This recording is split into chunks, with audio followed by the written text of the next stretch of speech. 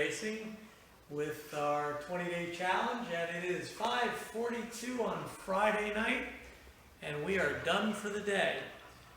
Jeremy had a very long and hard day diagnosing our wiring problems that were previously discussed in this, and then tomorrow we have to pull the motor and change an encoder bearing, which tells the computer how fast the motor is spinning.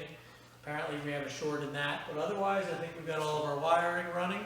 We actually got to spin the car today, so that's good. We noticed that we had to do some new seat belts in Sparky because they expired at the end of 2019, so we put some race quick belts in, and these are actually the nice new ones with the narrow tops for the Hans device and the easy pulls, and we're real happy with the race quick equipment we have. And no, race quick didn't pay for that commercial. We got transponders in all three cars.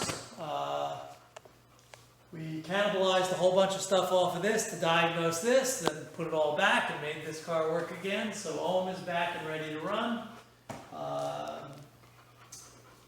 Blinky is in good shape. We have a lot of things to do. One of the things we have to do is, you'll notice these here, which kind of look like mud flaps, but they're a lot more rigid than that, and they serve two purposes. One is they support the body, and two is they keep tire debris off the rest of the car and off the rest of the batteries. So what we have to do on Blinky, because Blinky has a quick change battery pack, is we have to make a frame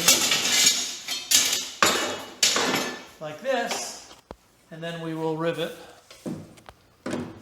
this to the frame like that. And individually it doesn't look like it's very strong, but once you attach the body to this and do it on both ends, it becomes a very rigid piece that weighs very little. Each one of these, all four of these together, will weigh 2 pounds 4 ounces.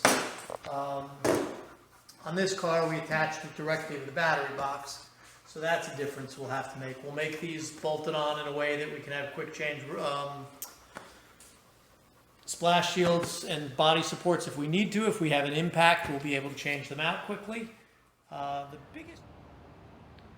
differences between Ohm and Blinky are not tremendous, but they're definitely using what we learned building Ohm to improve on Blinky.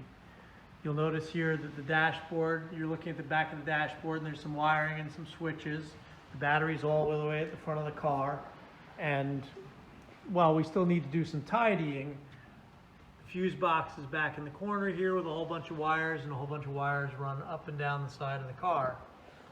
What we did with Blinky is we centralized just about all that wiring. So we have our fuse box, our relays, we have a main relay that operates all of the, that triggers everything from the battery. So the battery's here, to the main relay, to the fuse box, to the relays. There's our dashboard, and what that does for us is, on the right side of the car, there's just a couple of wires to operate the cooling pump, and on the other side there's brake line, and cleaned up the benches a little bit. Tomorrow we're going to have Ed Tucker's coming down from Syracuse, and he's going to help us finish up, tidy up a little bit of wiring, follow up on some of Jeremy's work, and do a once over on all three cars and make sure that he is comfortable with that. And all of our systems are ready to go. And then I think we're going to be in, hopefully by Monday we'll be done with the cars and we'll be loading up the trucks.